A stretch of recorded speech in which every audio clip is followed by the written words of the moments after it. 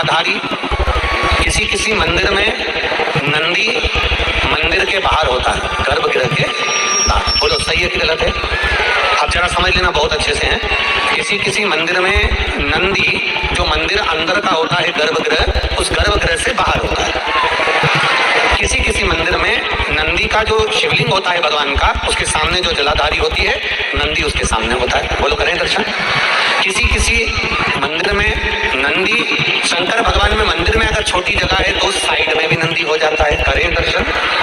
कहीं कहीं शिवलिंग है, जलाधारी है, सब कुछ है, गणेश जी नहीं है, कार्तिकेय जी नहीं है, पार्वती जी नहीं है, केवल शिवलिंग है, जलाधारी है और नंदी है। करें हैं दर्शन। किसी किसी मंदिर में केवल शंकर भगवान का स्वरूप विराजमान है, शिवलिंग विराजमान है, नंदी नहीं है। तो शिव महापुराण की कथा यहाँ वर्णन कर रही है, उसको जरा समझिएगा। शिव पुराण कहती है, भगवान शंकर का चरित्र कहता है, शिव तत्व कहता है कि जिस मंदिर में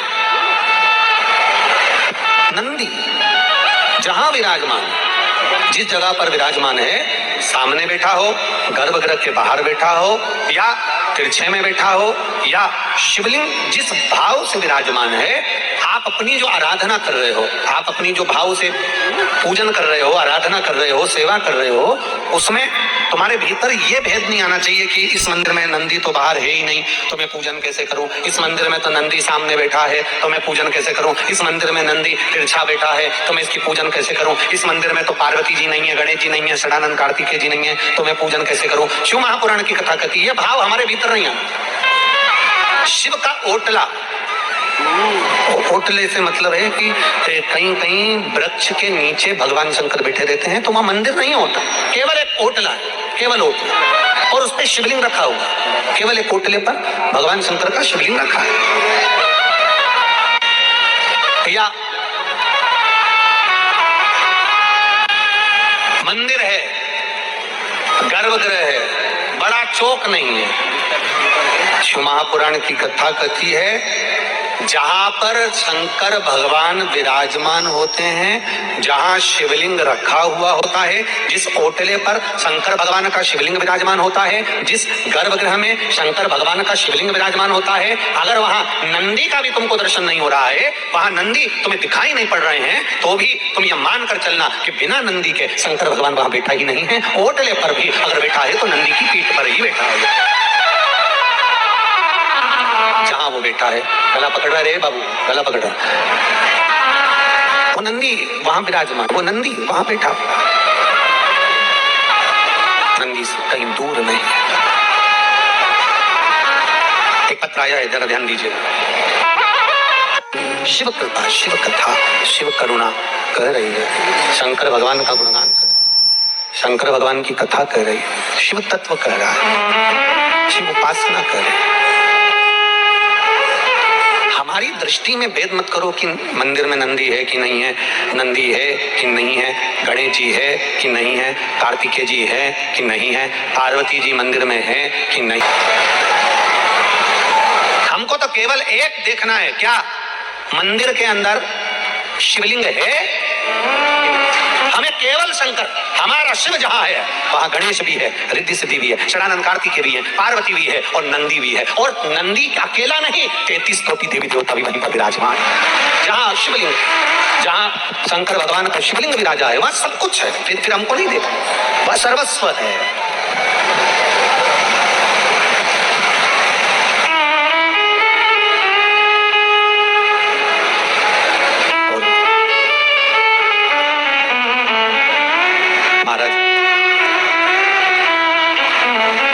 कर्म के अनुसार हम जो भजन कर रहे हैं, अपने कर्म के अनुसार हम जो भक्ति कर रहे हैं, अपने कर्म के अनुसार हम भगवान की स्मरण कर रहे हैं, हम कर्म के अनुसार भगवान की विरल भक्ति को धारण कर रहे हैं, कर्म के अनुसार हम भगवान की विरल भक्ति को कर रहे हैं, इसका फल मिलता जरूर है। एक बात अपने जीवन में उतार कर रखना, कोयले की खदान में काम करोगे तो चेहरा काला पड़ जाएगा, धूप में काम करोगे तो चेहरा काला, बोलते जाओ, पड़ जाएगा। कोयले का काम करा तो भी चेहरा काला हुआ, धूप में काम करा तो भी चेहरा काला हुआ। और कोई कोई ऐसा होता है कि पैदा ही काला होता है। अब समझना जरा, बहुत अच्छे से समझना कि कोयले से अगर चेहरा काला हो गया तो पानी से धो लोगे, साफ हो जाएगा, ठीक है। धूप से अगर चेहरा काला हुआ तो क्रीम से साफ हो जाएगा।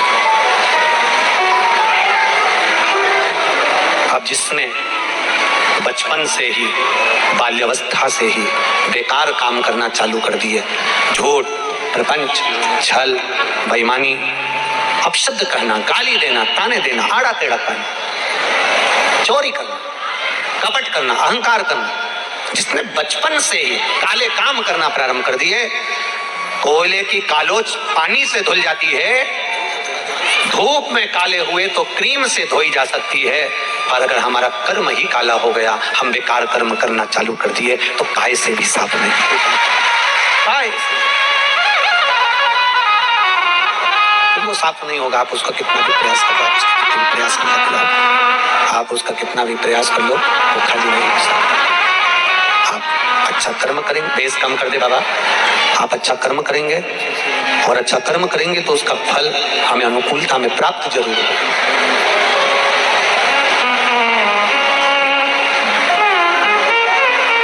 मंदिर में नंदी मत ढूंढो।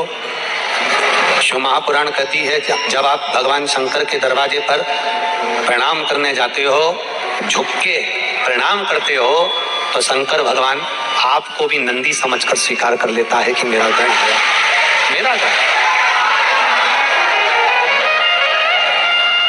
आप मंदिर में नंदी ढूंढना प्रारंभ न करिएगा।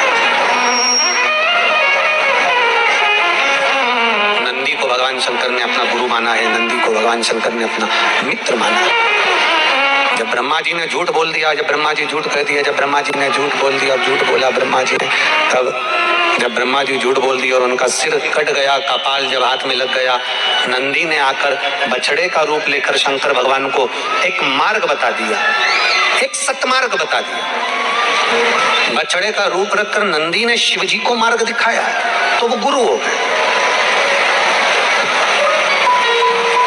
जो आपको सतमार्ग बताए, सही जगह तक ले जाकर छोड़े, शंकर भगवान के मंदिर तक, शिवालय तक, देवालय तक आपको लगा दे, भगवान से आपको जोड़ दे, तो समझ लेना कि जिंदगी में कोई असली गुरु हमको प्राप्त हो गया, जिसने हमें देव अधिदेव महादेव को जोड़ा। एक गुरु वो होता है जो अपने आप से जोड़ता है। एक गुरु वो होगा जो आपसे कहेगा कि हमारे पास आओ, हमारे पास बैठो, हमारे चरण की पूजन करो, हमारी पूजन करो, हमारा फोटो की पूजन करो, हमारी आराधना करो, हमारी आरती उतारो, हमारे दीप जलाओ, हमारे माला पहनाओ। एक गुरु वो होगा जो अपनी पूजन कराएगा, अपने पास बिठाएगा, अपने द्वार बुलाएगा।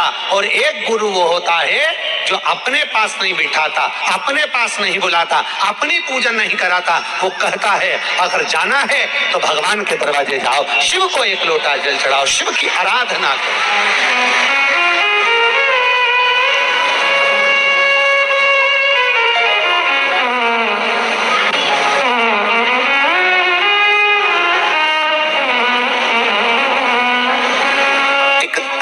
जो बल है उस बल को हमें बढ़ाना है। एक श्रद्धा और विश्वास का जो बल है उसको हमें बढ़ाना है।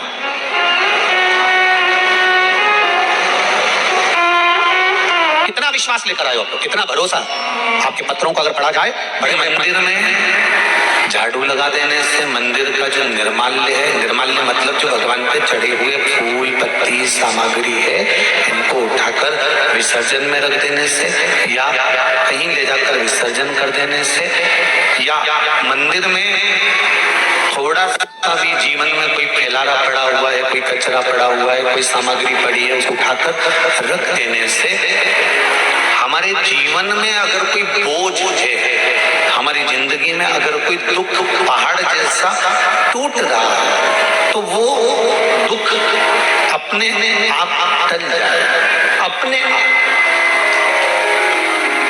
उस दुख को टालने के लिए कहीं नहीं जाना, वो दुख अपने आप टल जाए। एक बात और स्मरण में रहे,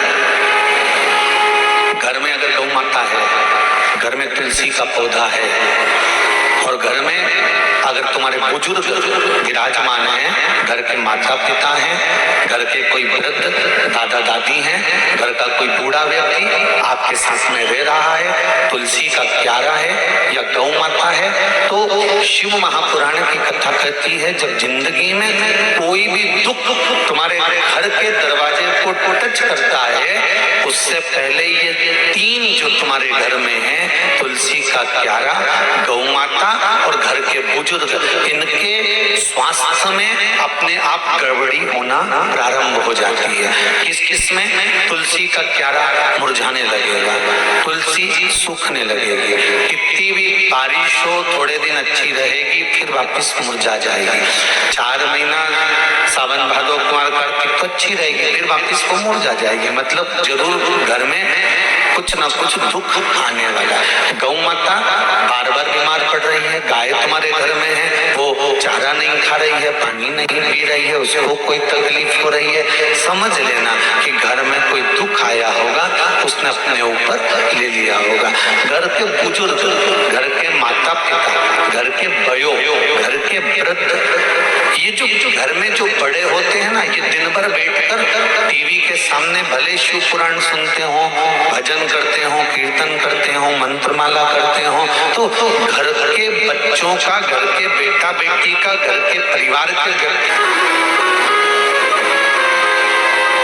जब घर का बुजुर्ग गौ माता और तुलसी का पौधा ये अपने मस्तक पर सारा दुख ले लेते हैं, तो हमारे घर का, इस पृथ्वी का वयो वृद्ध बड़ा है कौन?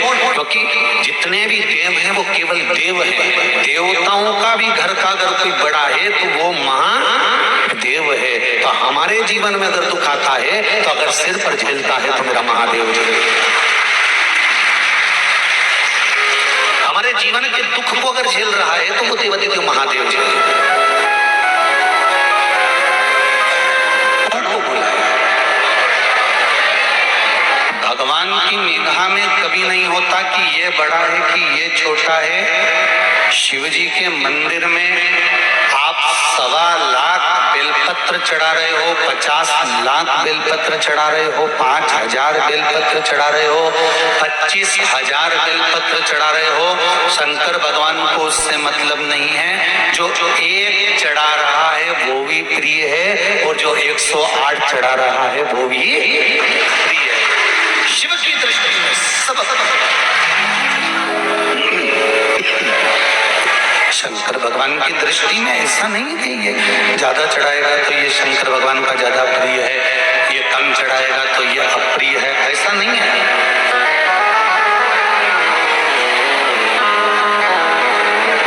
उसके चरणों में जाकर बस केवल निवेदन कर देने पर भी सुख का अनुभव हो जाता है, आनंद का अनुभव हो जाता है, और जीवन के कई दुख तकलीफ अपने आप मिट जाते हैं। थोड़ा भी चढ़ाया तो भी बहुत। इसलिए आप लोगों को बार बार कहते हैं, एक लोटा जल सारी समस्या का हल। ज्यादा नहीं मिले तो एक बेलपत्र चढ़ा दो, बहुत जरूरी नहीं है कि तुम थैली भर कर ला।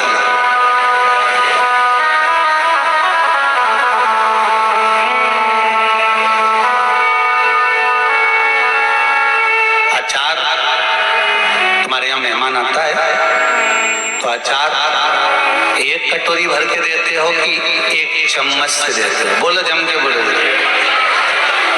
एक चम्मच अचार दे देते हैं कि ये सब्जी नहीं समझ में आए तो बेरू तो अचार से खा लीजिए। बोलो सही है कि गलत है? सब्जी एक भगोना, ठीक है, बघार कितना लगाओगे? एक भगोना। बघार कितना है? 1 किलो इसमें तेल डाल दो, इतनी सी जीरा, इतनी सी राई, थोड़ा सा नून, थोड़ी सी मिर्ची। बघार इतने बड़े भगोने में बघार इतना सा, और पूरी दाल में स्वाद आ गया वो इतने से बघार से।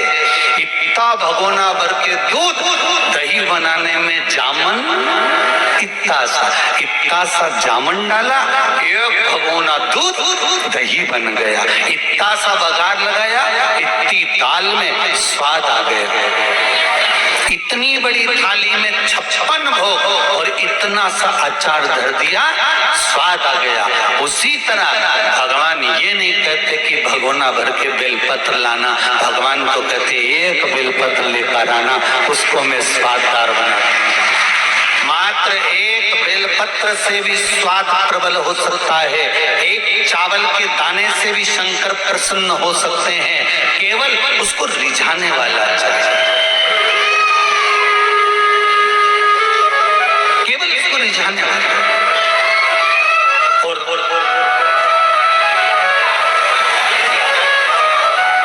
जब तक हम उसको दिल से नहीं रिझाएंगे तब तक वो नहीं मिलेगा।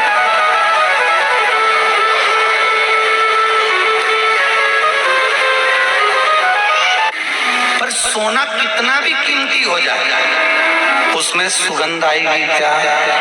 नहीं, वो भले 50,000 रुपये तोला हो जाए, चाहे 40,000 रुपये तोला हो जाए, चाहे 1,000 रुपये जितना लाखों में हो जाए, उसकी कीमत जरूर है, पर उसमें सुगंध नहीं है।